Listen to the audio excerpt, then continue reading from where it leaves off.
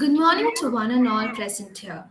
Today, we all have gathered here to be part of the motivational webinar series organized by the CSPS department as part of the institution's Innovation Council.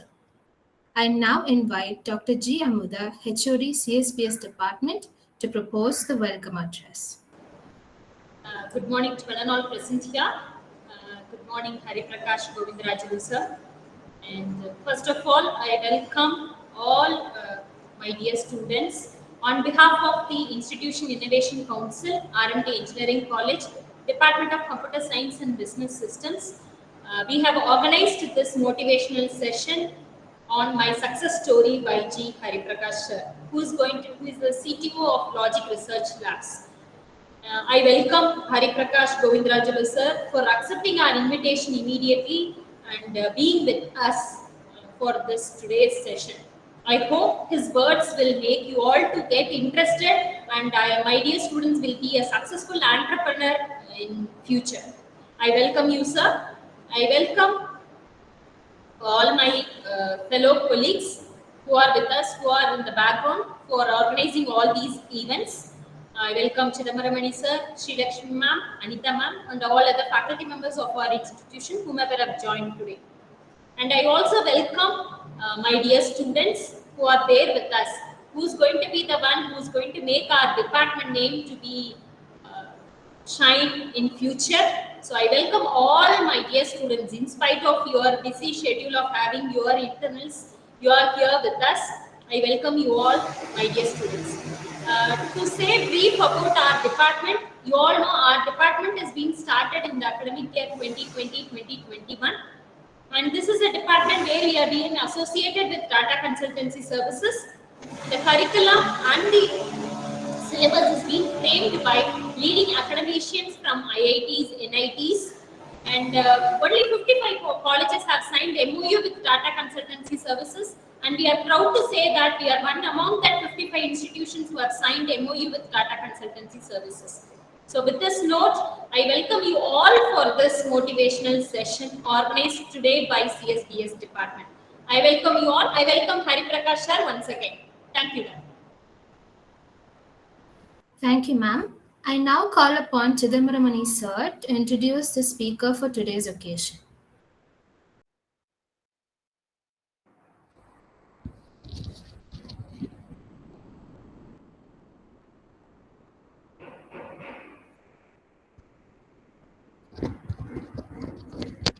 Yeah, good morning.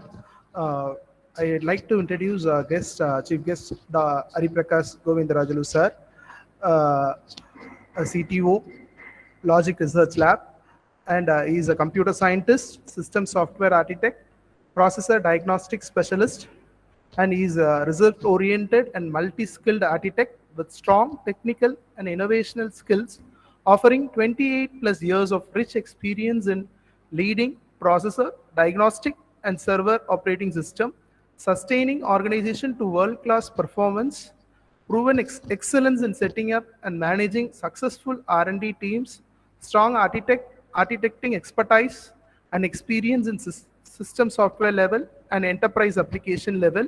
His professional strength includes innovation and research-oriented, project leadership and process improvement, organization building, people development, and his role where he has taken CPU diagnostic architect, where he has designed several diagnostic programs for integer, floating point unit, cache memory for UltraSpark CMP processor, contributed to significant reduction of diagnostic software development by using full system simulator, and he acted as a kernel group lead involved in hiring, training, and monitoring kernel engineers, and formed platform-dependent Solaris kernel sustaining team to Sun Microsystem, Singapore for APAC region, fixed several Solaris kernel bug and root case analysis of CPU fault, and he has acted as a chief architect, delivered several successful enterprise cloud mobile application products, and he has 4 US patent on OS kernel or CPU diagnostic domain, and he is expertise in virtualization technology, processor architecture, processor simulator, server architecture, CPU diagnostic, CPU and kernel performance monitoring tools and development, multi-processor Unix server operating system kernel, debugger design, and multi-threaded programming. And his leadership skill in design and development of high-quality software development products by utilizing latest technology in software development and proven success records of managing teams of R&D engineer. And he has 10 research publication on IEEE ACM organized international conference in processor diagnostics, micro architecture and distributed system domain. And his career path has been displayed in the slide.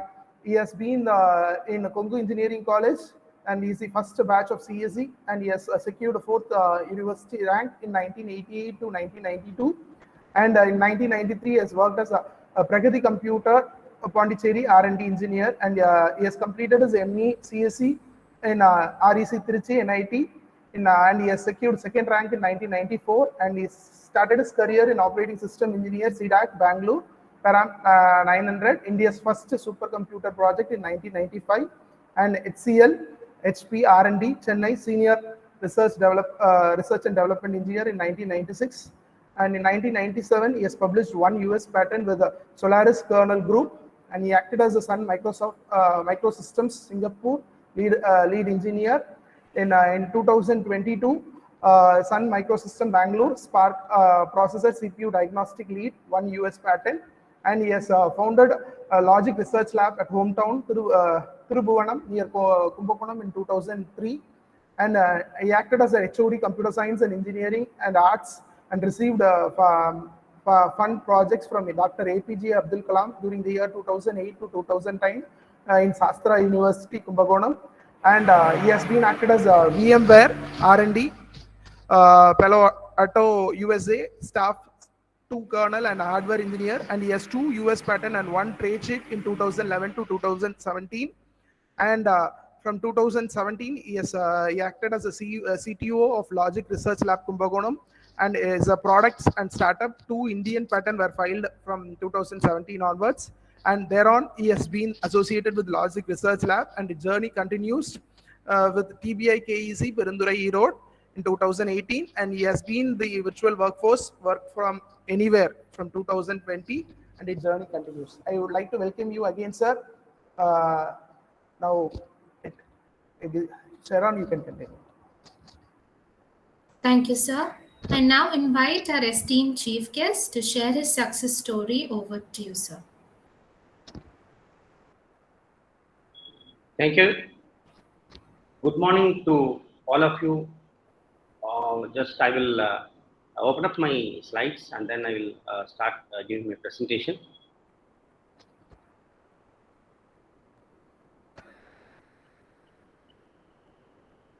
So actually, first of all, thank you to the RD College and Professor Amuda HOD for inviting me to give a presentation on this Innovation Council presentation. I'm very, very overwhelmed by this invitation.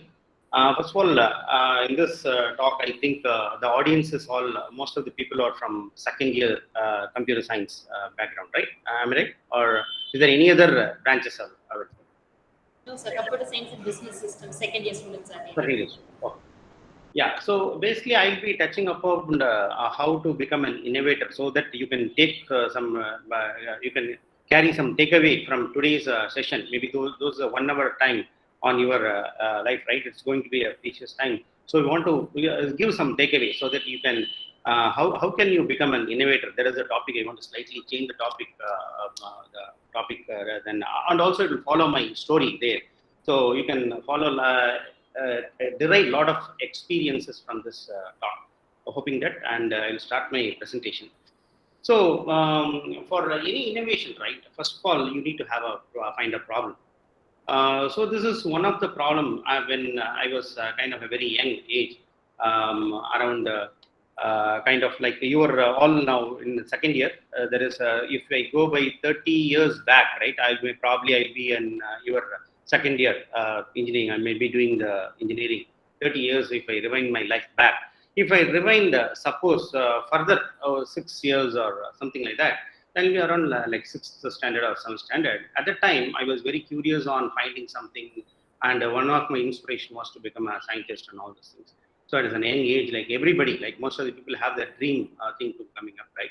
So I was having a kind of a want to become a scientist at that time, and like that, and I was looking for some kind of problem. I saw this kind of a pictures, and I thought like this picture itself tells so many things, right? There was a raining, and there is only one thing to basically move the boat, and he is also carrying some weight there. And it is raining. Since this person himself has become an innovator, putting an umbrella and stuff, carrying it in the hand, he freed his one hand and he put a hat on that, and an umbrella on his head, which is mounted on there. He himself is an innovator at that point of time. So actually, I was thinking, how can we do some innovation at that time? So to call myself as an aspiring scientist or young scientist like that. So the next slide will tell this is one of my first innovation. So it is kind of which we call as a paddling boat or a paddle boat. This inspiration is based upon kind of how we do at the time. We will be doing all the cycling, right? So I also came up with this idea, and then I call this as my first innovation. And very sorrowfully, what happened is when he came and told to some people, and I was sitting in my relative's house watching the TV. I found this picture. Somebody has already done that. I was very deeply Hari sir, satisfied. Hari Hello? sir, we didn't get. Have you shared the screen, sir? We didn't get the screen yet, actually. Oh, sorry. Let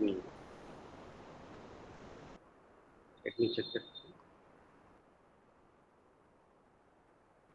One second.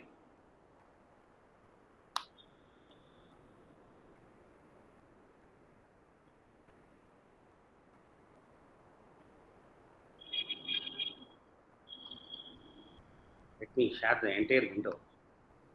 Different.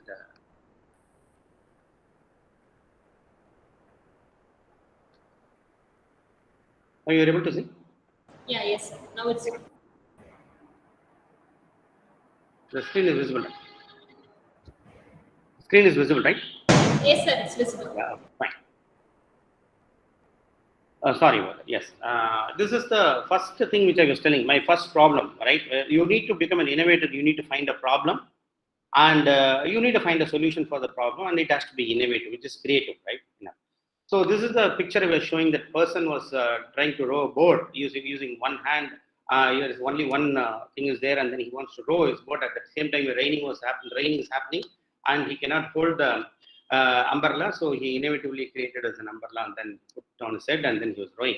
Right? This is one of the problem, and he is also called as an innovator. That is my first point I was to tell. Subsequently, what happened is at that time, when I was at the young and I was doing all the cycling and all those things, I thought like, why can't we put this kind of a wheel over the boat, and by just doing a paddling or doing like this, you can avoid that stick to basically move the boat, rowboat, right?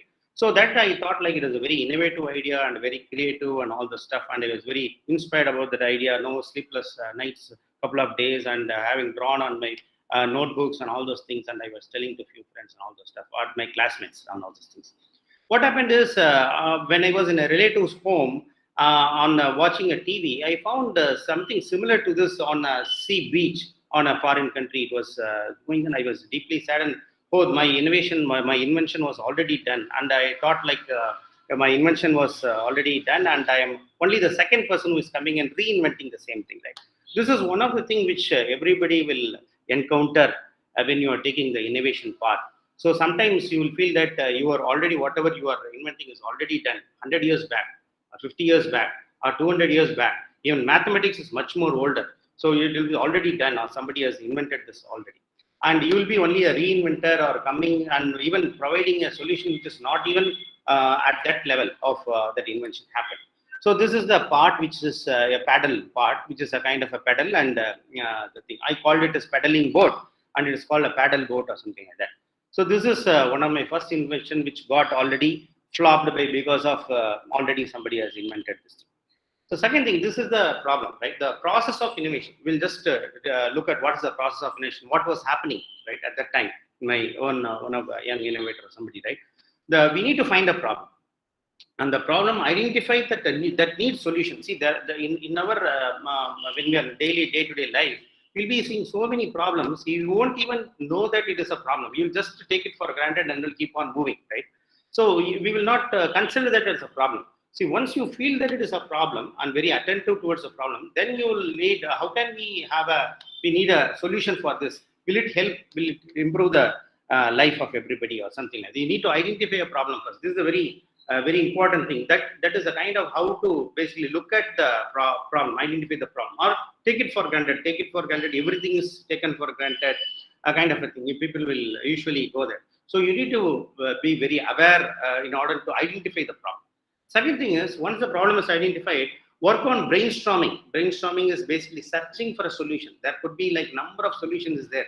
So which solution to pick, or there is no solution, or you need to keep on searching. This phase of the brain, what it does is basically searching of what are the possible solutions we can provide to this problem. So you might come up with find preliminary solutions and list the demerits of the preliminary solutions. You can evaluate the preliminary. You just found out one preliminary solution, just don't leave it there. So try to find out what are the demerits of the solutions, and then find you kind of refine this solutions. Keep on refining the solutions, and so that the solution, all the demerits of that solution is eliminated one by one. And finally, the idea becomes a product. This is the process of innovation. Any process of innovation, right? This is how it keeps on going. Like the car was invented long back, but you can see there are so many innovations has happened, and finally, what we are going in a car when compared to 100 years back, it was totally different vehicle. So the various innovations have come into the car. So that is how the things are getting refined and innovations are happening one by one. So the second thing which I want to talk about is, this is one thing, like what is the process of innovation? You will go through this same thing. When you find a problem, you will find you will be searching for it. You will get a solution, and then you need to work this from this point onwards. You need to basically kind of improvise the solution, and finally eliminate all the demerits and make it a product. This is a very long work actually, but one should not just leave with an idea and find one solution, and should not claim that I also found some solution, I also have some idea. Everybody will have such kind of ideas. Every day we get so many ideas. So there is one big saying there, the costliest place in the world is actually the graveyard, because so many people have with the ideas, they go and they don't implement it in their life, and finally they get buried, right? So their life is gone, and that is what they told. Even if that one idea is implemented, it would have benefited so many people. They just keep the idea, just thought process, and then they leave it. So the idea needs to be converted into a product. That is one is the important thing in the innovation steps. The second thing, you can find number of books on creativity, how to become an innovator, right? Creativity. So it also starts with the same thing.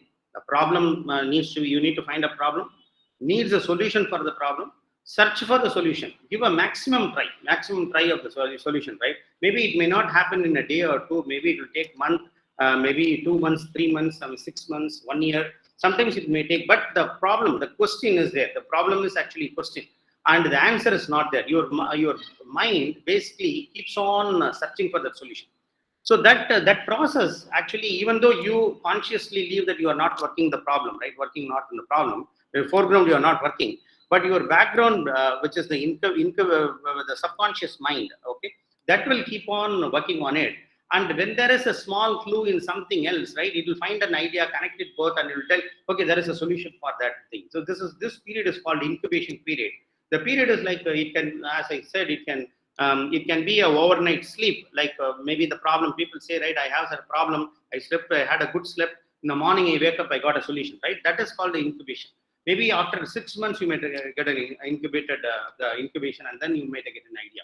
So, or else when you're traveling to some other place, you find something, and then you basically connect these two things, and then finally you get an idea. So basically, the point is your subconscious mind, once you have sufficiently noted the problem, and you consciously searched for a solution, you realize that there is a need of a solution for that, and basically put work to the brain, and basically ask the brain to work on it, search for it. The brain takes that work on behalf of you, and then it subconsciously keeps on searching. This is one of the important thing most of the creativity books will be talking about. You take any number of books, they will be talking about the same thing. And the thing is that the next thing is that after the incubation period, suddenly you get an idea, you don't know where from it got the idea, but you will get an idea. That is called the illumination. It's just a light coming from the dark, right? The idea is you got that idea, and then keep on refining this idea. There is one idea may not be the total solution. It may not be the end result. It might be only a path. It be like the end of the tunnel, right? There is a light kind of thing. Just show the path. Then you need to keep on refining this idea until you make the product. So the previous slide and this slide as basically the connectivity. What I would say is this is the books that talks about this, the creativity. This is where you need to make that solution and then finally make it into a product. The other part of the tough part of making the idea to a solution or product is important.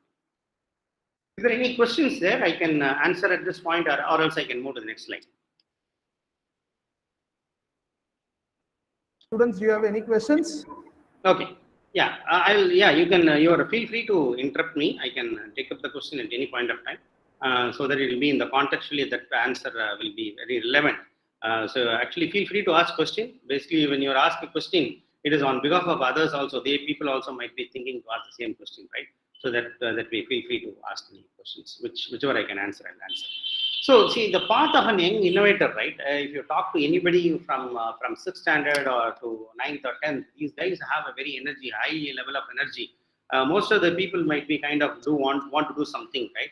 So they will be kind of interested in anything. So I approached one of my senior, maybe we call as Anna, right? He was doing a BSc Physics or MSc Physics at that time. So I don't know about engineering and all those things at that time. I thought I want to become a physicist, and then I want to become do MSc Physics, MPhil Physics, and PhD Physics, and then do something, invent something, right? That is what I was thinking. My career was, I was thinking like that. So I approached him and I asked him. He told everything is already invented. There is nothing in the world is still there. So you take anything, ships, submarines, trains, cars, airplanes, jets, rockets. He was telling everything. Electricity. Radio, see, invisible. It is, you are able to listen BBC radio. You can listen. TVs are visible. At the time, TVs were very popular. Black and white TV and color TVs were coming up. At the time, TVs, computers, etc. So he told, so there are, everything is invented. Just to enjoy the life. He was telling like that. I thought, okay, I felt very sad. Man, everything was discovered and invented. We can't do anything. Okay. So then how can I become scientist? Maybe it is not possible, or it is more difficult these days. I should have born 200 years, 100 years back earlier, or else I will not have the chance, right? To this kind of thoughts and all were coming up, and I felt very sad. Then after a couple of years later, but my mind was thinking, is it true? Is it true? Whatever he said, is it true? I was kind of realizing and seeing the environment, and I saw that the new things are keep coming. One by one, small things are coming. Even the black and white TV converted to color TV. Like that, I was seeing a lot of things. Even the antennas were very big and they were changed to smaller antennas. There was what called a Yagi antenna, and then basically it has become a kind of rabbit ear antenna and then spherical antenna. So all those things were, the TV antennas were all changing. Slowly that I can see all this changing around me. So, and then I realized whatever he said was not correct. So I felt innovation is, any improvement is innovation. Any improvement, whatever you do in any field is an innovation.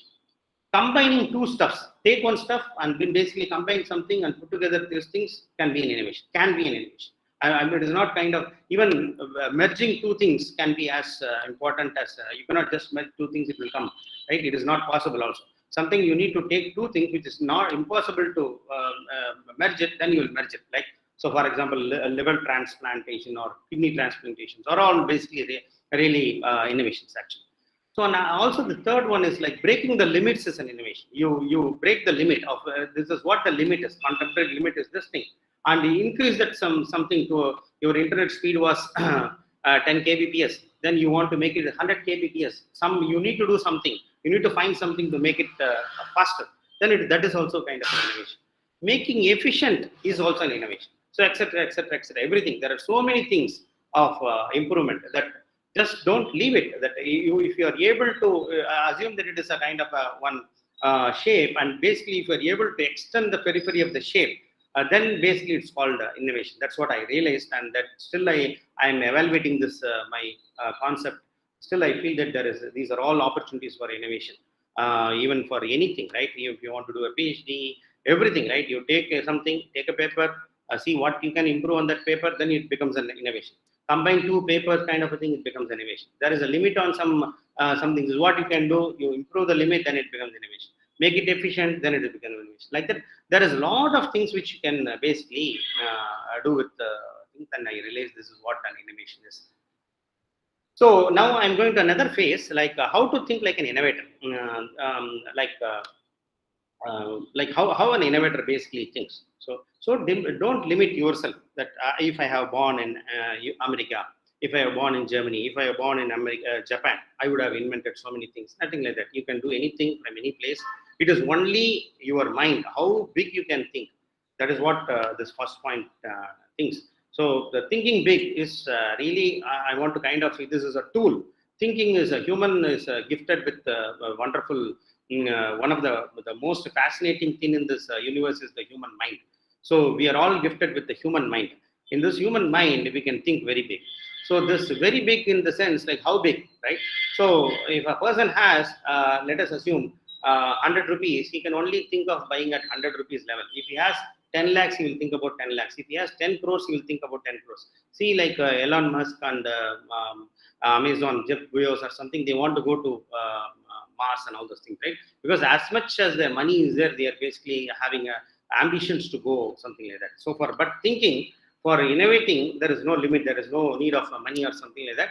You can think as big as possible. There is no limit. Your passports can guide you within the limit. You cannot enter this country or something like that. But you don't have any boundary for thinking. So think as big as possible. Very big, very, very big scale that is unimaginable at cosmic scale. Nowadays we know that we are the solar system is there. We are on Earth and the solar system, and then if you go beyond that, the galaxy is coming, and then we are we are going beyond the galaxy. There are so many stars and the family of stars, and then it is called cosmic kind of a maze kind of a thing, which is shown in the right hand side, right? Your mind can think so big, and also it can shrink small. The opposite of this whole thing is you can think very, very, very, very small. At the scale even where the light cannot enter, like a black hole or within an atom or something like that. Then that is where your mind has creating tools like maths and logic can only go into that. Even microscope cannot go, even light cannot go. That level of thing. Here we show how an electron is moving in an gallium arsenide wells. Actually, this is a quantum thing, which is how it is moving. People are visualizing this, and then finally how it is happening. They are simulating in computers and showing it here. But actually nobody can see that. Only they can realize it through the maths and other things. So this is how you basically scale up or scale down your thinking to deep level of thinking. What is happening to the atomic level, or what is happening at the cosmic level? You'll be able to see that thing, right? This is one of the wonderful tools. So just realize that we are all gifted with this wonderful tool. Next thing is that point which I would like to touch upon is theories, hypothesis, and proofs. So there will be some big theories. Don't just accept the theories. Theories are nothing but concepts in whatever angle that person has seen that in that period of time. Even Newtonian concepts of how the Mercury is moving around the sun was kind of again confronted with Einstein's theory. How to basically came up with the different gravitational things and relativity, space relativity, and all those things, right? So theory is a theory. It is one point of time in that current setup and current limitations. They have a concept, okay? So and then hypothesis, your concept, how your concept is differentiating the thing. Whether your mind accepts a theory as it is, or it doesn't make sense with whatever you are able to understand that and you are accepting that thing, then that is an hypothesis, that your concept.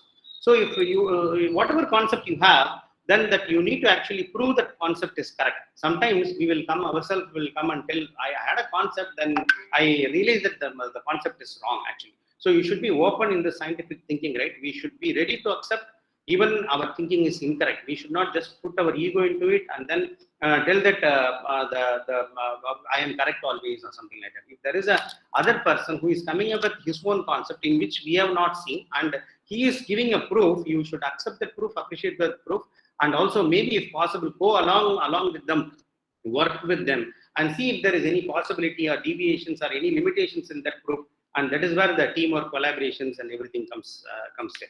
So theories, or theories which are already there, and hypothesis. I'm not giving any dictionary definition of theory, hypothesis, and proofs. I'm telling that theories, what just a understanding point of view. What is a theory? It's a concept, and hypothesis is your concept, and proof is you prove your concept whether it is correct or wrong. So it can, the outcome of that proof maybe it is correct or wrong. So any theory, whenever you see, just agree with it if possible. If it is really convincing, you agree, or you don't just go and agree blindly. And first of all, even take this way. Actually, first question the theory, and then if questions are satisfied, then agree. Question it, evaluate it with the evaluation thing, realize the proof. Don't agree the proof. Oh, there is a proof. That means then you can understand that thing. So in this vast world, right, there are so many things there. One will not have time to go in all this direction, basically question all theories, evaluate all theories, and release all the theories and understand the proof and all this stuff. So basically, that is where your focus point should come. So you should take one area. So like you people have already taken engineering as one field, right? Engineering in this field, and in this field, you are basically taking computer science as one of the field. In this science thing, you need to basically focus on this thing. See what are the problems are there.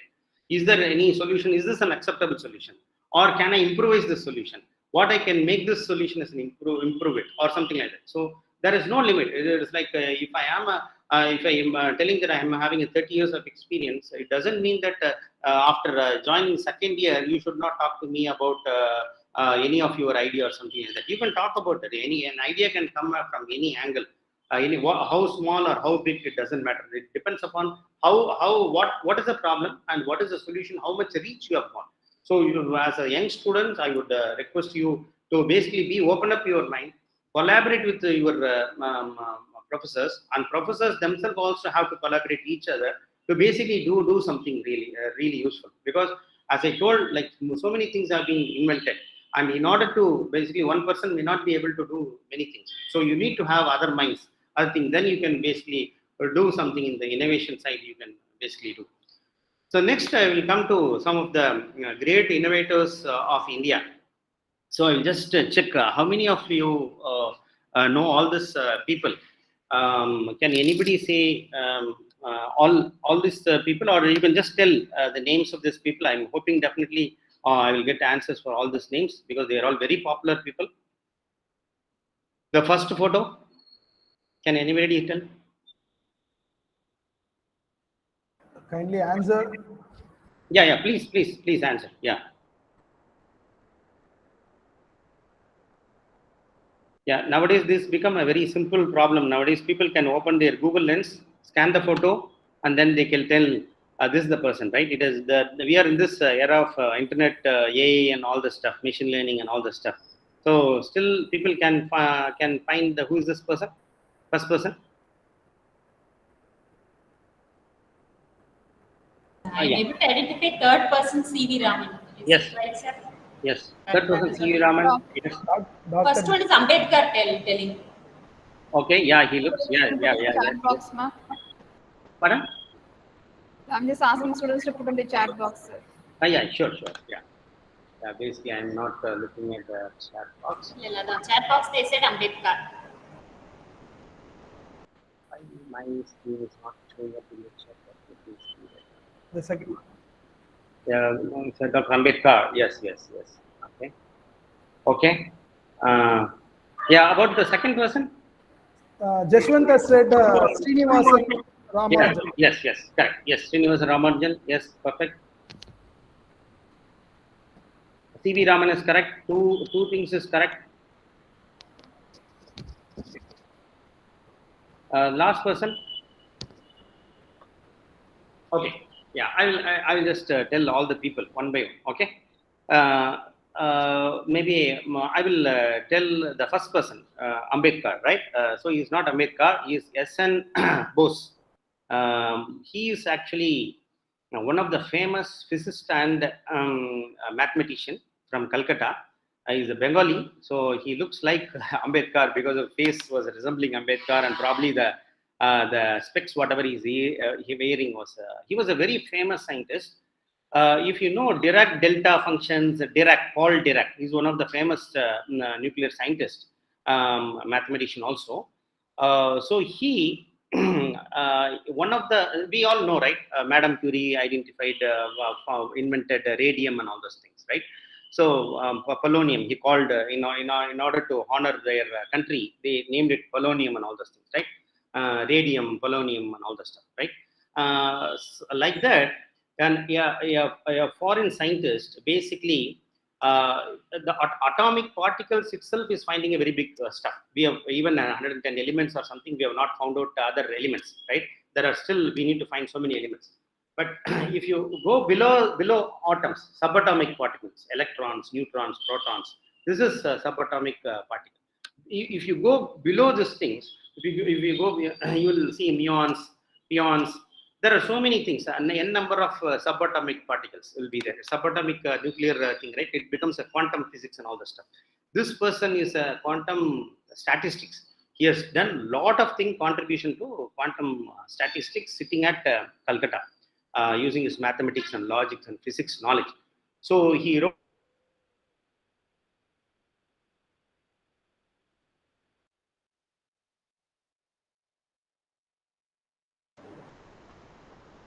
I think sir has got issue. Wait, yes.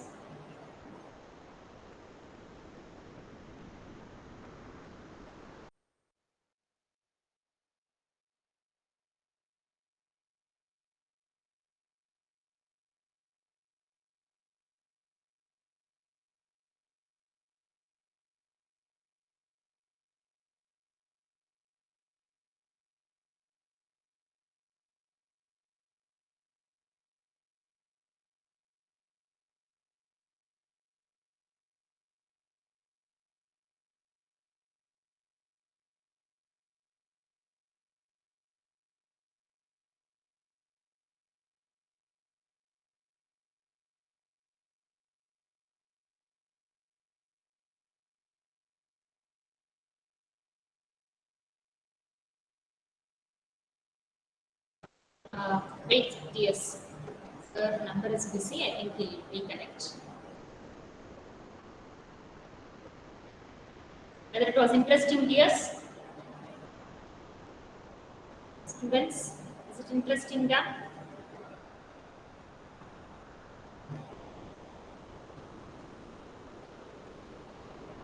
Yes, you can unmute and speak. Yes, it should be making us to go to chat box. Fourth, you have said as GD Naidu. What, Jashwant? Yes, ma'am. Okay, done. Thank you for unmuting here. So wait.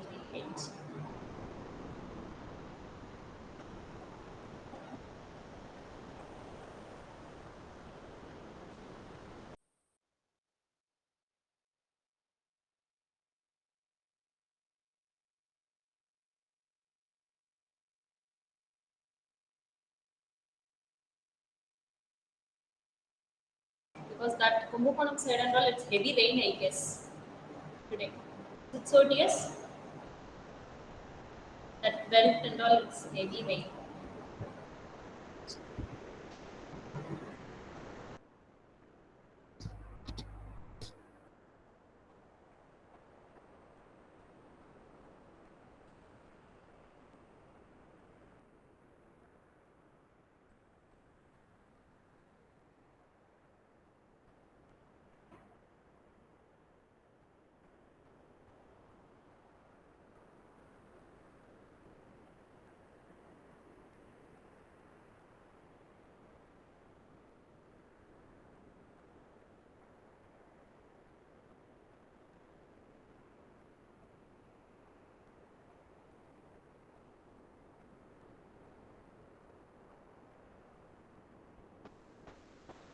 Sir is connecting, yes.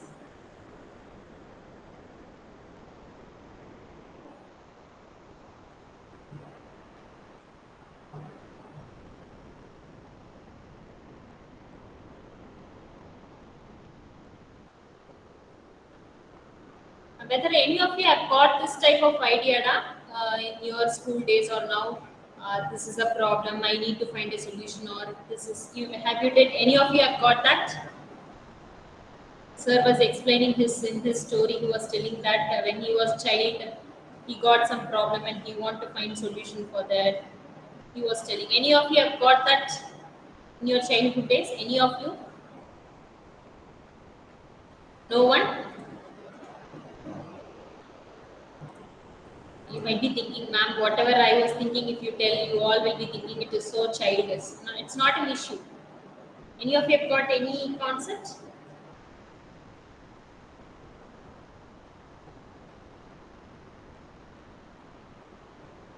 No?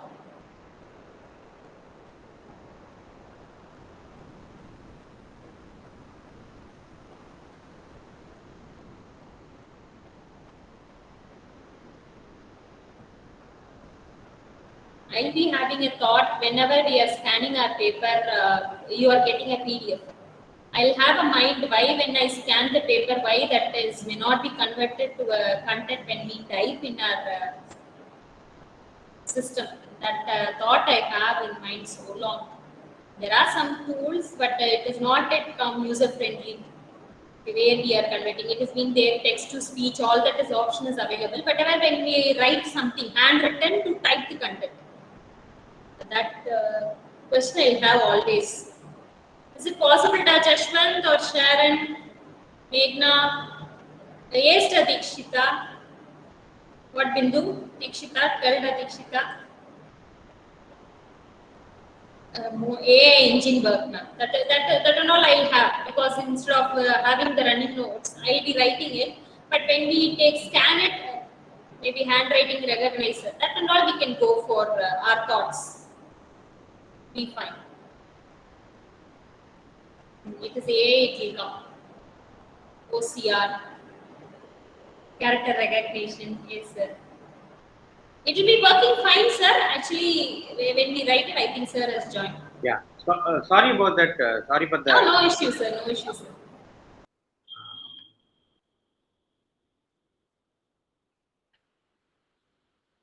So, actually, I was in this slide. I don't know at what point it was disconnected. You were saying about the delta equation, that specific person, sir. First scientist. You were saying Yeah. about first. Yes, the great innovator, right? S.N. Bose. He was the elementary particle. The elementary particles. There are a number of elementary particles: fermions, Sir, muons. screen is not yet being shared.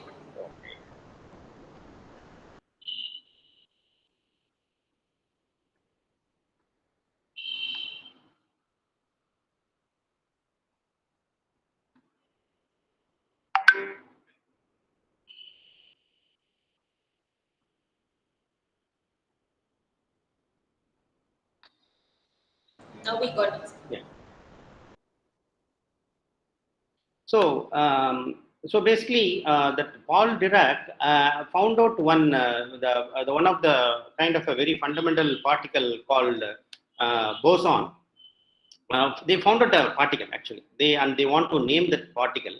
So in order to kind of give kind of honor to this scientist who has done a lot of things on quantum statistics, quantum mechanics, and quantum statistics, which Einstein himself has very much impressed and on the work, and also the Paul Dirac, they gave that subatomic particle, not atomic particle, subatomic particle, the name boson. Okay, in order to only honor S.N. Bose of India. So he was born at Calcutta and he was there for a long time, and he was a big physicist, very famous physicist. Still now you can see that Bose Einstein equations are there, condensation things are there. There is one kind of a state they were mentioning about how during the very Big Bang theory was happening, right? That point of time, some kind of conditions which will happen. All those theories were all explained because of his work on the physics and maths. And 5 years back or something, there was kind of people were searching for the God particle, which is called boson, Higgs boson. There is a kind of in European CERN, they were finding a big thing, and then they were conducting a big experiment, one of the largest physics experiment in the human mankind, to identify whether there is a boson, Higgs boson was existing or something like that.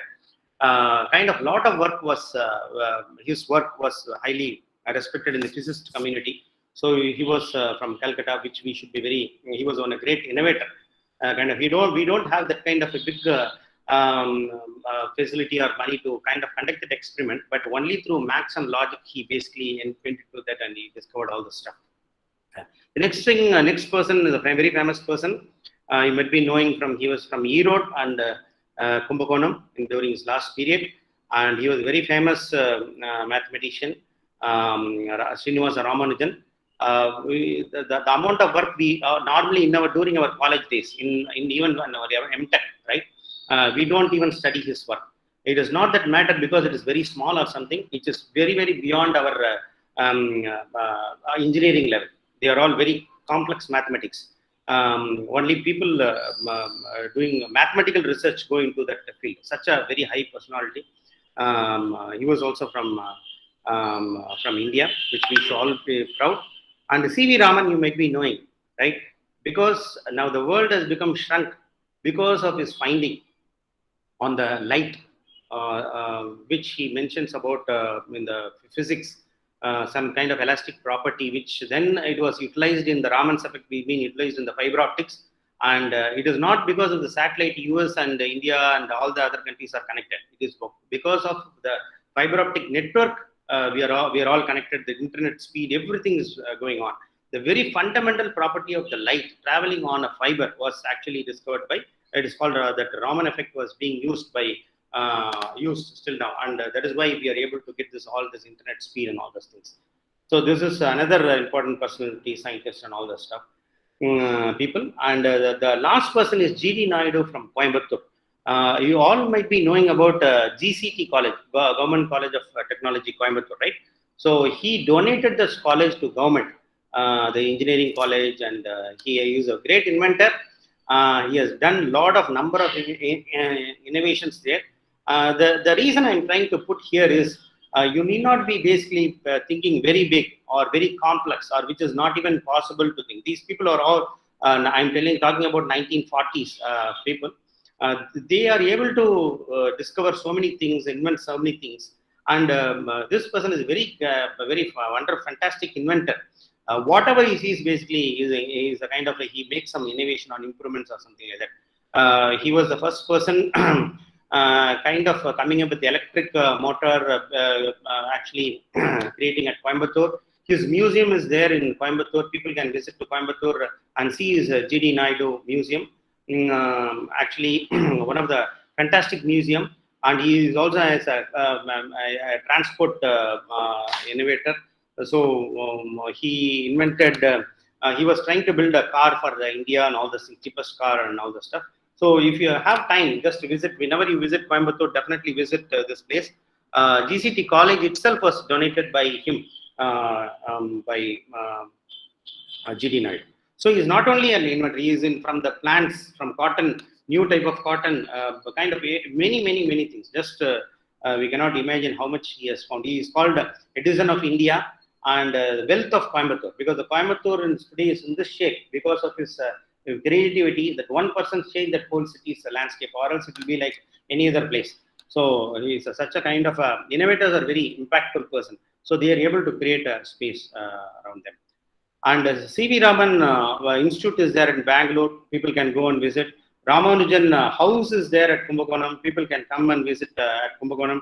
Ramanujan house is there, and there is a museum at Shastra University. They can visit. And about S.N. Bose, I think you can find out a lot of things on the somebody is interested in quantum and below that thing, right? Physics. They can look at all the things happening at the Wikipedia. They can find out so many things there. So, thinking big, again, I'll talk about thinking big. People in 10 years, kind of in this century, early this century, right, lot of innovations happened. Lot of innovations happened. You might be knowing that from East Coast to West Coast, or West Coast of East Coast of America, it's a very long distance. Maybe it may take from East Coast to West, like from Kerala end to, if you want to come to Chennai, right? If you expand that time, if you say that the flight time itself will take 6 hours, that much big country, like 3 times big of India, that kind of a very broad country. And if somebody wants to have a shipment sent to East Coast, with a large of cargo, they have to go through all the South America and traverse all the South America, and then they have to reach the, if they want to come Washington, they have to come here. From San Francisco to Washington, they want to send, this is the only way, if you are going by ship, right? Or else the terrain was also not good, they cannot transport anything. So people innovated kind of found out, you just take the world map and look at the place, where is the very shortest place where this both continent, North America and South America connects there. And that part, they have actually basically made this Panama Canal, and which is mechanical and civil engineering marvel. So what they have done is, it's a small city. All the ships from Atlantic, one side is the Atlantic Ocean, other side is Pacific Ocean. There is a small difference in kind of height between these two places, and the ships will come into this bay, and it will be water lifted to the another level, and then it will go to the another bay, and then from there it will go to the another layer. There one way will be opened, it's like one way channel, and the second time other side of the ships will be traveling this thing. So it cut short so much amount of time, fuel, everything from because of this channel is open, Panama Channel is open. So much amount of cargo movement was kind of really saved the thing. So this is kind of a thinking big example. So like people can think at this level, right? They can connect two seas. So that is the level of thinking big. Another example I would say, it is not only at a foreign country, all this thing big happen. So nowadays we know all this water shedding is happening always, all the place, lot of rains and other things, flooding and other things. I'm telling 10 centuries back, Karigal Cholan, you might be knowing that he has built this Kalanai Grand Aniket at Trichy and diverted the water, not affecting the paddy lands, right? So till now, now also he came across Trichy a couple of days back, and a lot of water is going diverted to this Kollidam river, and it is going to sea directly without affecting the farmland here, because this is called the rice bowl of India. Tanjavur district was called rice bowl of India. So in order to not get affected because of this yearly rain, and not those KSR dam was not built and all the stuff at that time. So right, so all the water which is coming from the Karnataka will flow through Kaveri, and it was a kind of a perennial river at that time. So it was kind of flooding all the places. All the grains will be washed out. So at that time itself, they were able to think without any much civil engineering thing and all this. Somehow they basically made a this Kalanai thing, and then there's a lot of wonders there for civil engineers, how he laid the pillars and all the stuff he created thing. But later period, the British period came, and then some engineer actually constructed it in this current form, and then the water is getting diverted there. So many lives, so many amount of things, like if you know how much Chennai is affected, right, and other places, Ranipet, every place is affected because of his knowledge and other things.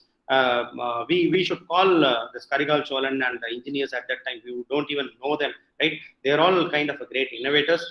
And other thing is the big Tanjavur temple, which is like a Lego, right? It's kind of a Lego. You might be Lego building blocks. Now we know that it's all invented for toy making.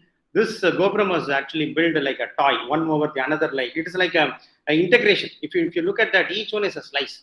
It is all basically coupled with a ball and socket joint. And then even if a earthquake comes, right, this building it is 1,000-year-old building.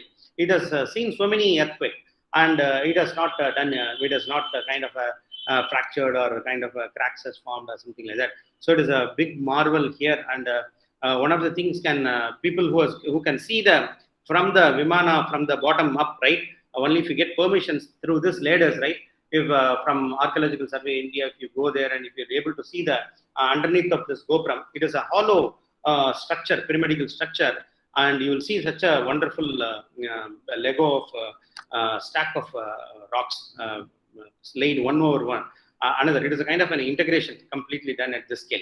So it's a kind of thinking big is not it is not limitations. Nowadays we should also don't shrink our thinking level. We should only to the capacity of the money, whatever we have, or limitations of how much we can travel. We should not limit our thinking level in order to become an innovator. So this picture is actually some kind of a small thing. Now I'm going to talk about innovations need not be always big. It can be also very, very small, which you can think that it's anything useful. It can be to the public or some people, right? It can be. These two innovations are actually, one is on the left side is nothing but a coil spring juicer, It was invented by Genie Naidu. He says he found out a method, right? If you give this uh, this orange, right? Orange juice, right? It's good for whenever people go to hospital where they are in the inpatient, become inpatient. We buy Horlicks or oranges to them to see them, right? So when we go and see them, but orange basically helps them heal quickly or get cured very quickly. So what is the things inside that orange we make them cured quickly, right? He was looking at that point. So J.D. Naidu was basically asking. He's a high school dropout person. So he was asking many people, finding out things, and keeps on digging into that. And he found out a chemical. And that chemical, he created a machine. How can a normal person, if he overspews it, basically that is not helpful. But if you underspews it, basically you won't get that chemical out of the orange. It will not be useful. So what is the optimal pressure you need to give so that the chemical in the skin layer of the orange will be extracted into the juice so that the patient can be quickly healed and then go recover and go home. So such kind of a wonderful machine is a very simple a coil and spring juicer. This was invented by Genie Naidu. Like this, I think a number of thousands of inventions were there. He made the very thinnest blade, and even he gave it to Hitler, famous for mustache. He gave it to Hitler at that time. Germany was very famous and good all manufacturing thing. He showed that he can manufacture much precise stuff in India. Sitting in India, he could manufacture a very precise blade. Very thinnest blade, and it was used by Hitler and people, and he won prizes and all the stuff. And he was also an inventor of a very small micro motor, and then that micro motor is fitted into this razor blade. And he was the first who created the first motorized shaving razors. Actually, nowadays we see right, Philips shave and all the stuff, right? So it was not invented in Netherlands or Holland, Philips or something like that. It was first invented in India. And it was given to Germany, and then it was further taken and improvised, and then we are actually buying that product from Philips or any other company, right? So this was actually created first. Initially, it is originated from Coimbatore. We should be all very proud of these kind of innovation from a single person who has done so many innovations. I think I'm just listing only 4 people. If you go deep, right, from Aryabhatta, so many people have invented so many things. From the latest people, we should not only talk about the history and leave out the current inventors. So I'll just stop at this point, and I will talk what is the things I have contributed in my journey in the computer science, what I have done. I can touch upon some of the patent to basically inspire you. Then you can also become an inventor. This is all because when I did my 12th standard, I have never touched computers. When I went to computer science first year, I never touched computer. Probably from the second year only, I started looking at computers and all those things. So you guys are out very in the wonderful era. You already have laptops and other things, and you can learn so many things. You have a lot of facility nowadays. When I was studying in 98, 92, there was internet was not there. Email was not there. So many things were invented after that. So the language, even so many languages invented after 92 only. So such a big change after we started a career. But one of the gift thing is we don't tell that we missed all those things. I saw how all these things in the 3 decades, how things were fast growing with computers, and we were also part of the journey. So I will talk about one of the interesting problem or patent which I created. A number of patents are there, but one of the patent which I would like to talk, which is very simple, very easy to look into it, but ultimately by looking at the thing, right, it looked like a very big thing, right? So I'll just tell how it is, but it is a very simple concept. The error detecting arithmetic circuits using hexadecimal digital codes. Professor Amada, how much time we have left?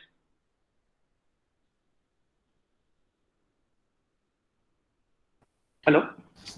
Sir, you can take, sir. The time is not Sir, you restricted. can continue, sir. I think 10:30 to 11:30, right? I think 1 hour is over. Maybe I can quickly go through this. I'm going to touch upon the point I'm going to conclude. Okay?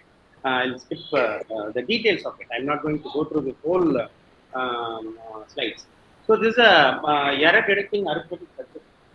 error detecting arithmetic circuits using hexadecimal digital rows. Just tell, I will tell what is this thing. There's nothing new here. You all know about this thing.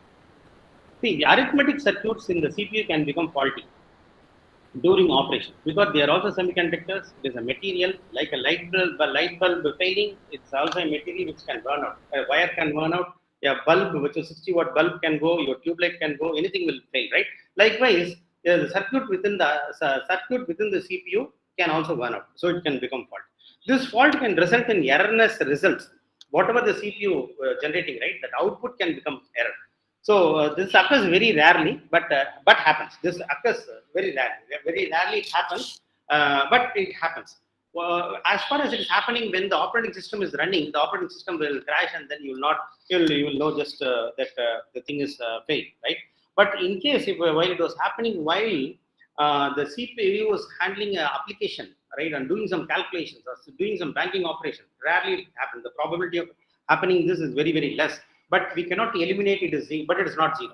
But if it happens, one time what happened is when I was working in Sun Microsystems, Singapore, for a Japan company, Singapore, a telephone company printed a wrong bill with lakhs of rupees to their customers. You know, Japan is very serious, take it serious, and it was published in news and all those things. And immediately, Fujitsu Japan was the partner of our Sun Microsystem, wanted to look into this. They want to root cause this problem, and all these things were happening very importantly. Though we found out it is a hardware problem. What has happened? One kind of a line was basically broken, and because of that, the results were coming back wrong, and then the calculation was wrong. This calculation was genuinely taken to the application, and it was genuinely printed on the printout, like our BSNL printout or something like that. It was printing out for the telephone bill printout. It was happened. So what when I was looking at what is the taking a look at the closer problem, how can we avoid this? So one of the reason is for memory we have protection. We have parity bits are there. Like odd parity, even parity. You might be studying in your second year, right? Odd parity, even parity. And then ECC, if you look at the server machines called error correcting codes are there. Even the hard disk, right? They have checksums are available. When you're sending a packet on the network, you have checksums. You can basically recalculate the checksum and identify whether it is tampered or not. But for arithmetic circuits, we don't have anything like that. So basically, there is a residual operations are there. Nowadays, we have built all the stuff. So, but at the time, what is there is they just take that value. 23 plus 90, 69. If it is 92, we take that thing. If it is some other value, we just take that thing. We just 5 plus 2, 7, we take that value. 5 plus, for example, let us take 5 plus 3 is 8. Okay, 5 plus 3, 8. We just take that value from the CPU and then go 1 followed by triple zeros in a binary notation. Suppose if that one bit flip has occurred becomes 0, then the answer will become 0. Then also we don't know, we just will take it for granted because there is no correcting mechanism, checking the mechanism for the arithmetic circuits in the CPUs. And it is the probability of happening error in that is very less. But as I told, it is not eliminated completely. So let us look at this closer look. 23 plus 69 is 92 is a math, and this is hexadecimal notation. And this is a binary notation. Binary notation. Just if you take this as binary notation is separated by 4. This 1 is 1 here, and the 7 111 is here, like that. If you segregate by nibble, then you will get the hexadecimal binary value. Now the problem is the arithmetic addition with a single bit fault. I'll just tell you what is happening. Even the single bit fault, you cannot apply parity on additions because the result will be different. So 23 and it is a 69 value, and the hexadecimal value of this thing is 17 and 45, and the binary value is like this. Suppose this 9 has become 5, right? That means this 45, this value 5 has become 1, like this. This flag, this one bit, the red shown in red, has become 0, like this, as shown in this space. Hope my pointer is visible. My mouse pointer is visible. Yes, sir, it's visible. Yeah. So it is made like this, right? So what will happen is instead of 92, which is hexadecimal 58, right? 50. This answer, whatever we need to get 58. This, which is actually a hexadecimal value of 92, it will become 88. Okay. this kind of erroneous result will output will become the erroneous result. So this is a single bit fault. This is a single bit fault. Even identifying the multi-bit fault is very difficult. The cause of the problems. So this is what are the causes of why this bit suddenly become 1 will become 0. You might be studying in your final year or third year thing, fault tolerant computing, or maybe in your masters. There is something called a stuck-at fault. Like in your home, right? In your switch, sometimes the switchboard, the switch stucks at 1. You cannot even if you push it, the switch is on always. You cannot switch it off. If it becomes off, then you cannot switch it on. It is stuck-at fault. They call it stuck-at fault or single event upset. Basically, it is stuck at 1 or stuck at 0. Sometimes it is a transient fault. There is something called transient fault, which will be basically sometimes it will be 1, sometimes it will be 0. It will keep on like it is a we call it as a loose connection, something like that. So something can happen like that. The single event upset can happen due to cosmic rays, radiation from high energy physics laboratory, aging of the semiconductor can cause bit flips on the circuit. Transiently or permanently it can become fault. Because of the wiring, it can be routed to VCC or ground, and then basically become permanently stuck at 1 or stuck at ground, or transiently it can oscillate depending upon how it is. Like a aging chip will fail transiently. We take the result of the arithmetic circuit for granted without checking the result, right? We just take the result. What is needed is a result self-verifying circuit. This is what the problem, and I'm trying to come up with what we need now. We need a method to self-verify the circuit. So basically what I was doing is this the standard, it's called in the mathematics, olden days people used to verify addition by just summing up this technique, which is called a digital root. You might be playing when you are working on the number theory and all those things, right? When you're young, people are fascinated by this result, how this is happening, right? Let us look at this game. This slide we need to carefully look at it because this has the crux of this invention. Like 23, you can have 2 plus 3. It's like numerology. You add these two things, then it becomes 5. 6, 9. You add 6 plus 9.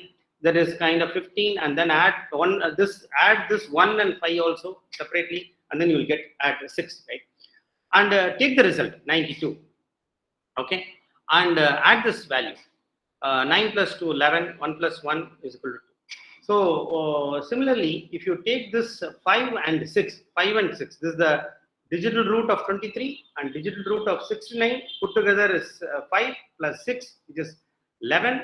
That 1 plus 1 is equal to 2. So which will be matching with the result 92. So this way, you know the arithmetic circuit add has happened correctly. This is the manual method. It's a mathematical technique. Suppose even if there is a 1-bit failure, in our case, whatever we have done, right? This result will become 88, which I showed you, like it is becoming 88. Let us look at the digital root of 88. 8 plus 8 is 16, and 1 plus 6 is equal to 7. 7 is not equal to 2. So that means we can identify, we cannot correct the error, but we can tell that something has gone wrong in this addition. So we can contain the error. We can stop the calculation. The result cannot go into printed result of somebody's telephone bill and then show that and basically cause them panic, right? Or make joke on the company or the computers or something like that. So basically, the same concept of digital roots can be my invention. Basically, is the thing is how can we take this to hexadecimal and how can we take it to binary, and it's all applicable to all the 4 operations. Plus, minus, multiplications, and multiplication and integer operations, all integer operations. And some of the important things is that there is no floating point. We normally use, we don't use anything floating point calculation within the operating system. So it is useful for the operating system to intricately do any calculation and basically contain the error immediately, like arithmetic fault, like and basically signal the operating system to immediately stop the calculation further, not allowing it to propagate to the other places. So this is the technique, and I came up with a FPGA circuit and basically put that circuit, this carry, this is called a hexadecimal digital root generator. A 64-bit value is converted into a 4-bit thing. Basically, what it does is this does this for a 64-bit value converted to this nibble. And this is the fundamental building block of my invention. Next thing is we use all this Carnot map and all those things. It's a very simple concept. and basically reduce the circuit so that it actually produce the hexadecimal digital root of a 64-bit integer. So for anything which is coming into the accumulator or the register, there is a hexadecimal digital root will be there. It is like a checksum. So in all this plus, minus, multiplication, all these operations, this digital root also will undergo the same circuit, and it will produce a result. And finally, there will be a comparator. I'll show you in the next thing. How the CPU line, basically the whole circuit which I showed there is basically compacted here. Hexadecimal digital root generator, and every register will have a HDR, just a 4-bit with all the CPU registers, and we basically calculate this calculation and do the same calculation here. Basically feed this into a comparator, compare the results. If they are matching, the arithmetic result is correct. If they doesn't match, incorrect arithmetic result trap will be sent to the CPU, and CPU will fault it immediately. So this is the idea of how this CPU pipeline, how you take the very small idea and take it inside the CPU and make the CPU very strong and reliable, improving the reliability of the CPU. This is done on 2008, and this patent was avoided, provided. Basically, I am from India, right? From my hometown, I want to just put my hometown also in the patent, Tirubhuvanam. So I just want to put, though it was an US patent, I want to make sure that my village is also visible on the patent. So that's it regarding that invention. So it is not one, we can only do this invention or something while you are in a big corporate company or something like that. So you need to have this instinct of innovation wherever you are. I started from Pragati Computers, Pondicherry, and then in R&D department. So many good managers were there. We are very keen on innovating something and something like that. And basically, that probably they will not even if I came up with some idea, they would not have patented it at all. But the idea is that is where your ground is prepared. The small companies, they prepare your ground, and the corporate, maybe once I go there, basically we flourish there. And that same idea was there. I'm not changed from the small company to big company. It was always the same. And and I use that opportunity to build such kind of inventions there. And basically Sun Microsystem or VMware patent that thing, and also they give you patent royalty and all the stuff. So this is the company which was founded at 2003, Logic Research Labs, and here we do startup research and development for number of startup companies. We do research and development sitting at Kumbakonam, maybe from San Jose, Bangalore, Pondicherry, Singapore. For a number of companies we have developed. The very first product was developed here at Logic Research Labs. So I want to just play a couple of things, whatever we are doing here, and with a couple of videos, just small videos.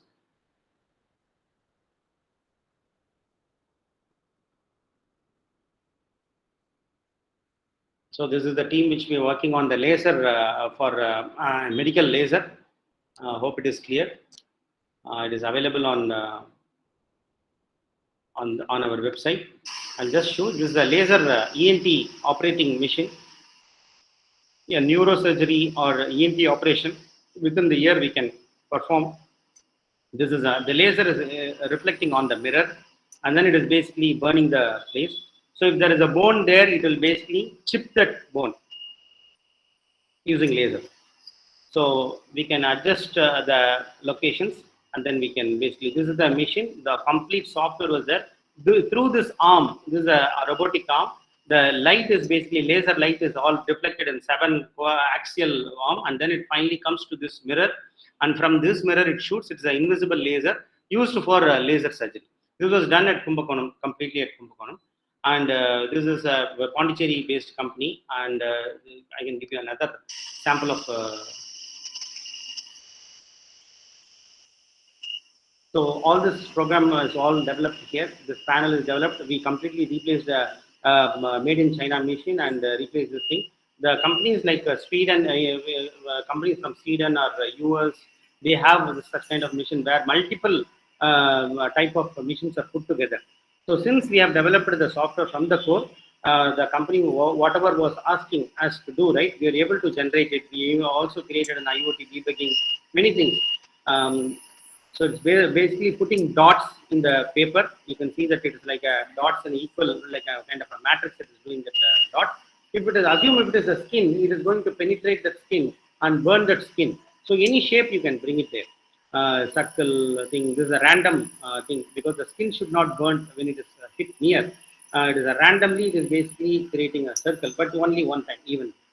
So this kind of things we have done. And another video which I would like to show is electronic medical record.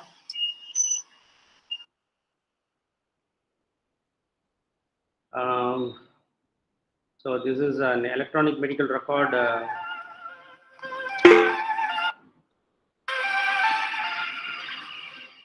So this is a for a psychiatric hospital where doctors will write on their tablet, and the data will be sent to the cloud.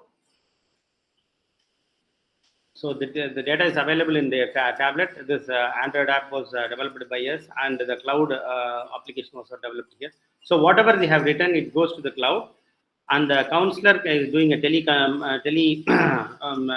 consultation with the patient, psychiatry patient, and writing it on the tablet. As they are writing, it goes going to the cloud. So they can completely write it as if they are writing in a paper.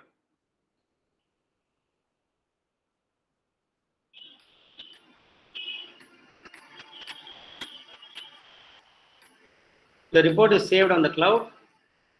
The doctors need not be present on the same hospital. They can be traveling with a tablet or something. They can be in another place.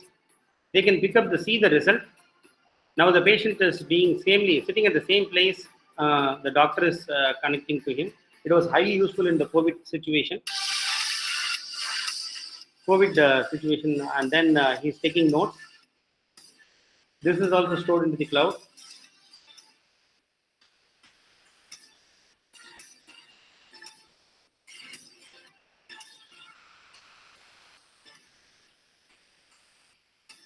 And this information is accessible from any part of the world because it is stored in the cloud and it is visible in any place. So this software we are developing, we are into healthcare operations, healthcare innovations. A lot of innovations, innovative work we are doing along with working with healthcare, hospitals and doctors. So same information is available on the screen like this, and the doctor want to click and see any information. You can see how fast it is loading from the internet. So they can see what is there and all this thing. Lot of algorithms went into this Android app. It doesn't look like it is a simple Android writing app. We have done a lot of predictions there. But even before the doctor sees the next page, the pages are prefetched and kept for the speed and all the stuff. A lot of algorithms were there.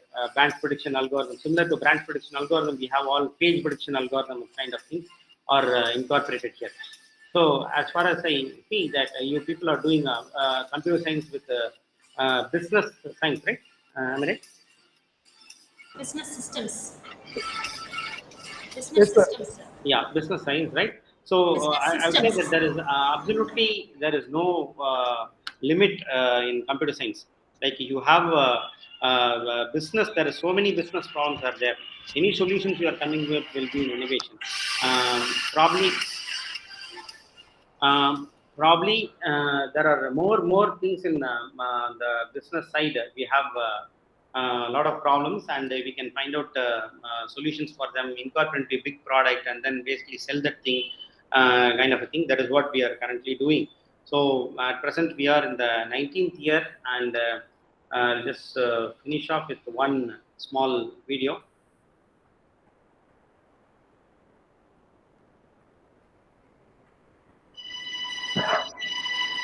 So research and development can be in any place.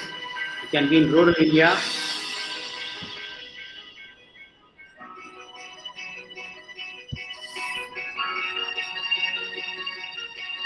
The talents are all over. Like you people,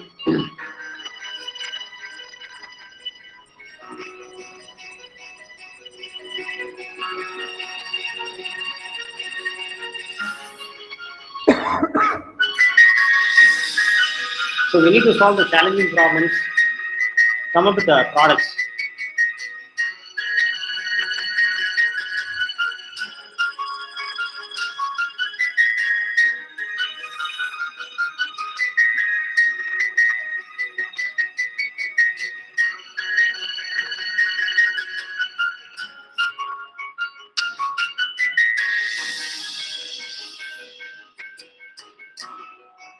Yeah.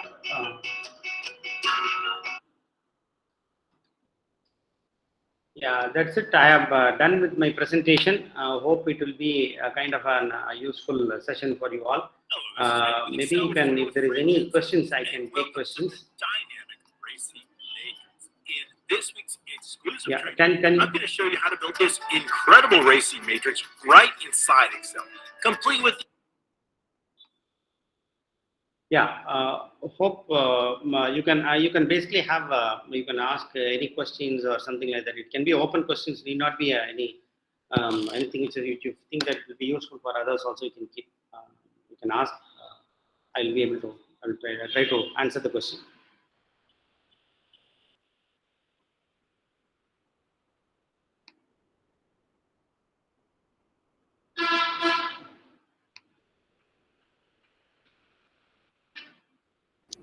Sir, with the startup, sir, my voice is audible, sir. Yes. Audible, yes. Yes, sir. With the startup that you have given, you have been into hospital and I have seen the products that you have been there. It is there for education, it is for the retail and e-commerce site, and Yeah. it is for finance. And how was this possible within the period of time of that years? Whether you have into all domains there, whether it's healthcare and retail and e-commerce, and how was this being achieved, sir? So good question actually. Yeah, so basically when I was starting with 2003, right? At that time itself, I was completed my 9 years at Sun Microsystems Singapore, and I had a couple of patents and all those things. Basically, you see, when you are in a corporate or something like that, right? You have to see whether that your idea works and that idea is basically accepted by your company, and whether you are able to become a manager or something like that, so that you can manage people also. It is not only the innovation; you are also able to manage people and you're able to convince your idea on something like that. So when you come to the field, right? When you come to the field and we look at that, I am from completely on CPU and system software person, and I cannot do any device driver development sitting at Kumbakonam. So when I approached some people, they were asking about the point of sale terminals needed there, and they were asking about for hospitals. There are so many hospitals were there, everywhere colleges were there, and they were all asking about application. They need some kind of applications. Then I found that there is a need for those applications. Then I started looking at that problem. I myself were very astonished on looking at the problems. They were in par with the system software problem or innovative problems. They are not, no way, you cannot underestimate application programming with system programming. System programming is something like it is a neuroscience, and maybe application programming is like looking at doing some, giving medicine for fever or something like that. It's absolutely, they're all kind of same with respect to the logical point of view. When you think at the problem or something like that, when you book a ticket, right? When you book a ticket on a flight, right? People will, many of our people, they go work for some companies, big companies, and they tell we are working for a foreign company, we are working on the flight management, ticket booking thing, and all those things. If you come and look at it, there might be a small transport at our place, Kumbakonam or Chennai or something like that. They also need attending the same problem of what flight booking happening, the same thing. They cannot overbook, they cannot underbook, the efficiency is there, and they have to book the tickets, and by the time when they book the seat, and when they are making an online payment, that online payment may not go through. The online payment is failed. But at that time, another person may be coming and saying, okay, that seat is taken, okay, I don't have another seat, right? He'll go. But if the two person are coming and looking at the same seat and they go away, right? The loss is for the bus company, right? The transport company. So if you keenly look at this problem is nothing but the two-phase locking, which we studied in distributed databases and all the stuff. If you are able to connect these two things, right? Whatever we are seeing, distributed locking or two-phase locking or three-phase locking or something like that, if you are able to apply that to this ticket booking thing for a transport organization, bus company or whatever it is, train thing, all those things, that is where you get the connections. So we go into the hospitals, talk to the doctor. Sometimes doctors come here to our office. Maybe I can show you probably. So they come here, they talk at our board, they just come here and they use this board for a couple of hours here. They spend, even meeting the doctor will be very time, maybe 3 minutes they won't spend time with the patients. But they spend hours here. Basically, we are all discuss with them and basically try to come up with some solutions for that. Recently, we developed some app for the diabetic, where we are proud to say that we have introduced a little bit of AI there in suggesting the insulin taking for every time for the next morning what needs to be taken. This is not possible without that MD, Dr. Shivakumar, but he was giving that information and we are taking that information and incorporating that thing. You might be studying something called expert system, knowledge-based system, and all those things we might have studied. So computer science is like that. Whenever you go to any company, right, they have to tell all those things to you. Then only you can build something for them. So you need to basically understand, you will be understanding their whole process. If you go to a jewelry shop and how to do the bill, right? How they do a billing, almost he will tell the whole business to you, how he is doing the business, right? You then only you will be able to look into it and you will be suggesting something like that, we can do like this or we can do like that. So over the years, we have met so many entrepreneurs, so many business owners and all those people closely work with the thing. When I was starting, we just started with the point of sale terminal for a small shop, and then we went into a hospital, and then that hospital is a multi-specialty hospital. They are not having big servers and all those things. The machine, whatever they are having, it will crash number of times. Maybe within 3 months, every time 3 months they will crash. And the data, we have to make sure that we need to run a backup script to basically back up every time so that there won't be any loss itself. Right? It's like fault tolerant computing, whatever we are studying in our MTech or something like that, we need to apply here. So we are not very luxurious in developing solutions here. At the other edge of the problem is when people are starting for a small rural area, when they are trying to attend this kind of a problem, they don't know the depth of it. Because of this problem, if they don't back it up regularly, the problem will crash or something. He will lose the business. The hospital or somebody won't buy a server system because it is costly, and they will ditch this software and they will go to another software which is just doing additional thing with just a backup. They would have solved this problem, something like that. So I think whatever we are learning in the computer science is highly useful, mathematics, logics, and other things. But don't confine yourself with computer science alone. When you are into business, I think you have an array of opportunity. So even in our presentations, right? I can, if you're looking at our logic presentation, we say that you can take your business to next level when you're using software. So the software is the only thing which can take one business from one level to the another level. So you're literally the computer science and business science, I think, right?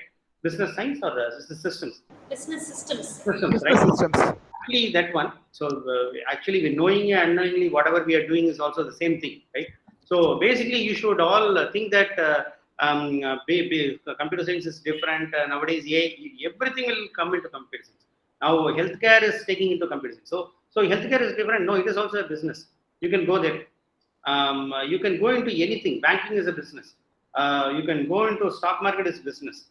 Anything. If you go into manufacturing is also business. So everything is a business, and looking at the point of doing something ahead. What is the next step you can do? Day one, if you are coming to the office and then you are going as the same person, don't do like that. Try to solve the problem for your friend. If your friend has a problem, go and sit to him. Then basically tell what is the problem. Let us work on this problem. Today is Friday. Want to go to a movie, right? Yeah, tell what the problem is, right? I'll understand the problem. After the movie, we'll find a solution for it, right? So something like that. So basically, you can incubate at that time. You can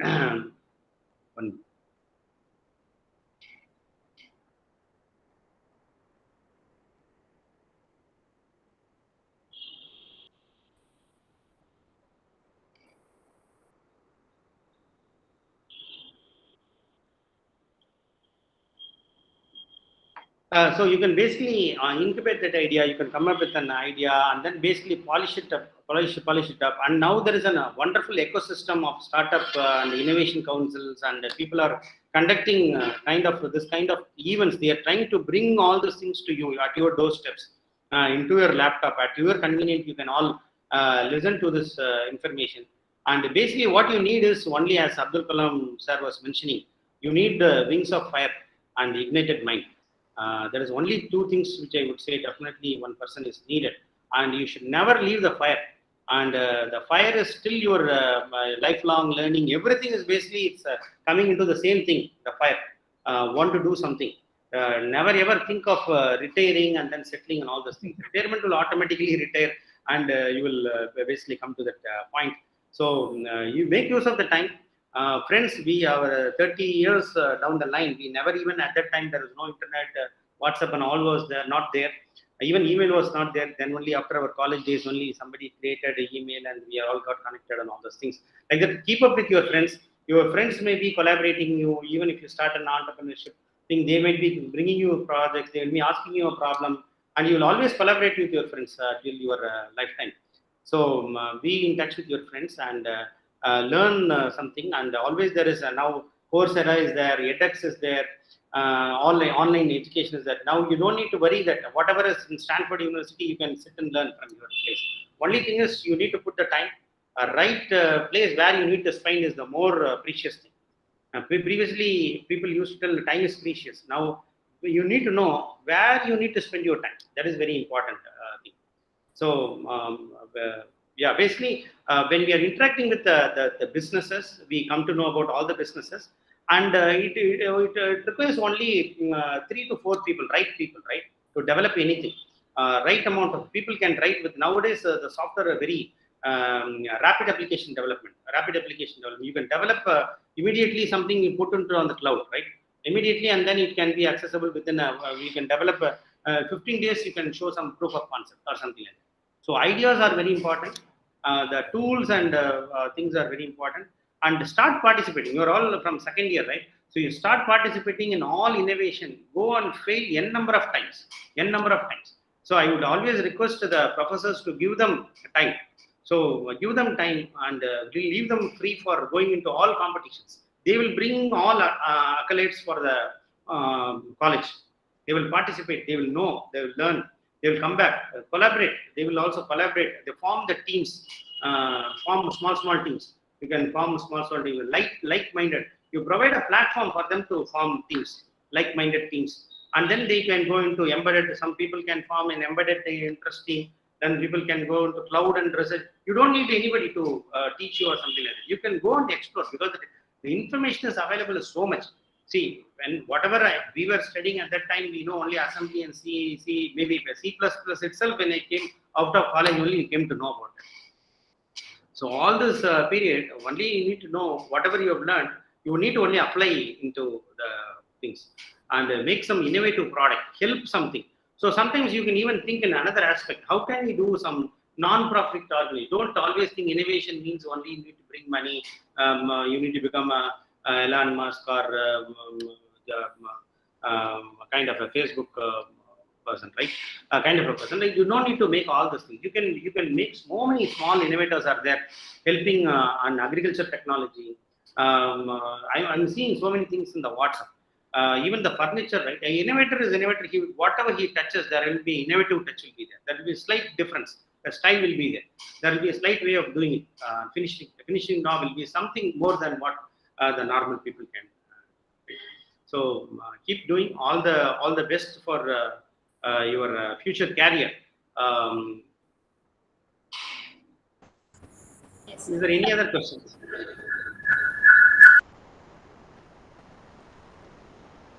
Students, any questions you can ask? Yes. Sir, regarding your GST has been there for your e-commerce website. GST has been provided. Yes. We will generate for our e-commerce for one of our customers, an agri-based customer. Yes, So basically, they are actually gold medalists from Agri University, and they wanted to help all the farmers. The farmers cannot just put a website or something like that, right? They are into their farming business. They have to be in their own business. We have to be in our own business. So we don't want IT people coming into farming and farming people coming into IT, right? So this kind of thing, what she want to do is basically she approached us to create a thing. This is couple of years back, 2017 or 2016, we developed this site for them. So at that time, GST was there, and we need to give a GST bill. Receipt was there. And GST, at that time, we went to all the GST meetings, learned what it is, contacted the accountant, what is IGST, CGST, SGST, and all the stuff. And because some of their customers were from Bangalore and Kerala and Karnataka, so at that time, we need to file the IGST things.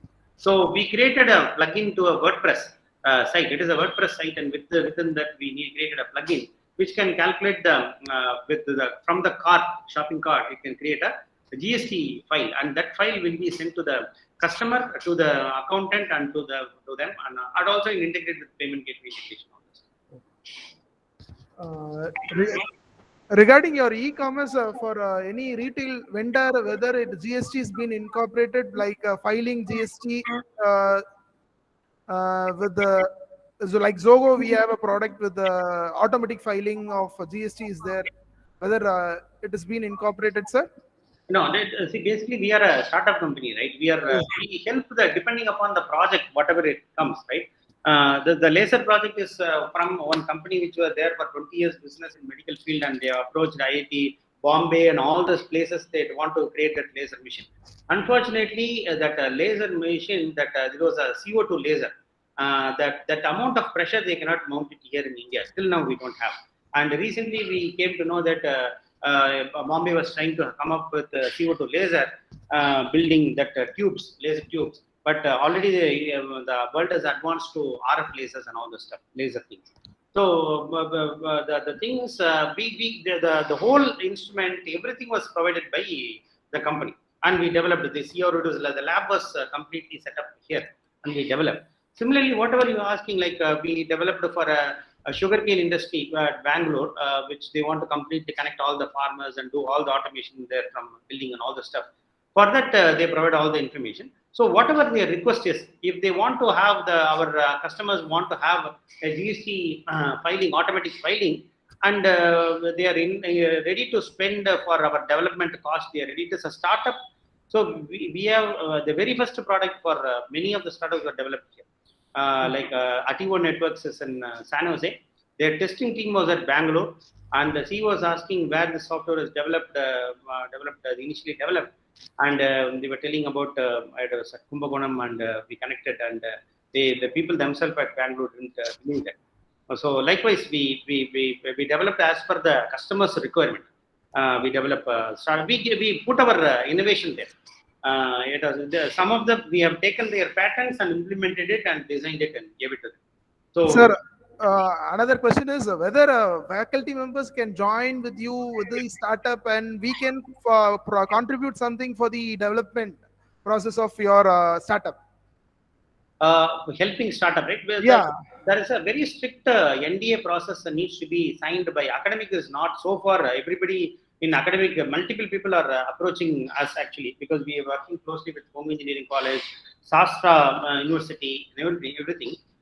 This message is a very clear message I am repeatedly giving to all. Is one of the NDA signing is very clearly need to be given, because some companies are believing in small companies like us, because the confidentiality we will maintain very clearly, because there is a ownership here, and that company can sue us.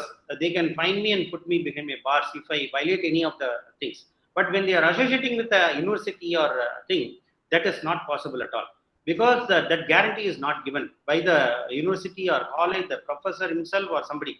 So they basically, once they crack this problem, right, how they are going to do this confidentiality, and it should not be published, because in the academic thing is felt like it is on a publishing platform.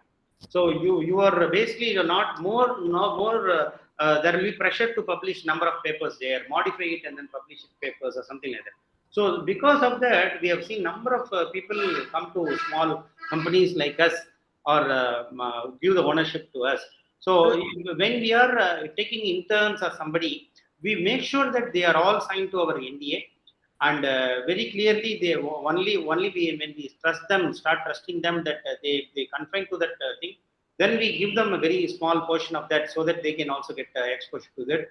And they have done, a number of students have done very wonderful for a long-term internship. The internship, whatever we have provided, is a research internship, and they have done very successfully. They have done a very long-term research, and it's also a paid internship. And next is faculty. We have consulting option, consulting forum. But with startup, it is very much easy for us to interact. I am not keen about publication part, where faculty is one part is publication, another part is consulting. So that's what through consulting forum, whether it is possible to interact with the companies like you. Basically, see, when you are approaching software company like us, we ourselves are a consultant. We are expert consultant to healthcare industry. We are going and presenting in some conference and telling this is what you need to do and all the stuff. So academic consultation we absolutely may not be required or something like that for us for cracking this problem.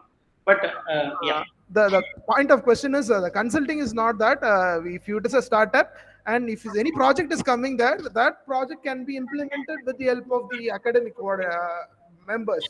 So it is not like publishing paper that, in that particular. Yeah. So the person who is coming up with the idea, basically, unless he trusts you, right, then only he will be able to do all these things. So the thing is, when they are a very startup, the startup is more very secret information actually. Even in Intel, right, Intel or Apple, if you take the next what is going to be Apple 14 model, the design. I'm not talking about the technology. They will not even show what is going to be published, how it is going to look. Even the look and feel will not be this. The employees are bound. I've seen a number of employees that worked in Apple. We meet for lunch. They won't even reveal what they are working on. And in Intel, they will have a closed, locked room that will come into this room kind of thing. The next person will not know what it is he's doing, which project it is. That level of secrecy is required. So only when basically that level of secrecy and other things are maintained, the startups will start looking into basically with consulting with the academic. Okay, sir. Thank you. I guess I think our students will get clarified. Sharon. Yes, ma'am. A warm and cherished morning to our most valued honorable chief guest, organizing committee, principal, HOD, respective faculty members, and my fellow students. I deem it a great honor and privilege to propose the word of thanks on this memorable occasion. Let me first of all start by giving glory to the Almighty God for making today's occasion a resounding success. I also wish to express my heartfelt gratitude to our chief guest, G. Hari Prakash, CTO Logic Research Labs, for gracing this occasion in spite of his busy schedule. Thank you, sir, for simplifying the definition of innovation in the sense that even a small improvement is still an innovation. Thank you, sir, for this interesting and informative session. On behalf of the Department of Computer Science and Business Systems, I thank our management members for providing this opportunity to organize this webinar. And a special thanks to our head of the department, Dr. G. Amuda, for coordinating to invite our honorable chief guest for the day. Thank you, ma'am. I also thank all our faculty members in the Department of CSPS for their continued support. Last but not least, I would like to take this opportunity to thank my fellow students for being a wonderful audience. I once again thank Mr. G. Prakash for taking his time off his busy schedule to be part of this occasion. Thank you, sir. Wish you all a great day ahead. Thank you. Thank you, Sharon. Thank you too. Thank you all. Thank you all. Thank you also. Thank you, Hari Prakash, sir. Thank you. Thank you, sir. Thank you, sir. Thank you, sir. Thank you. Have a wonderful weekend. Bye. Yes, sir. Thank you. Thank you, sir. Thank you, sir. Thank you so much.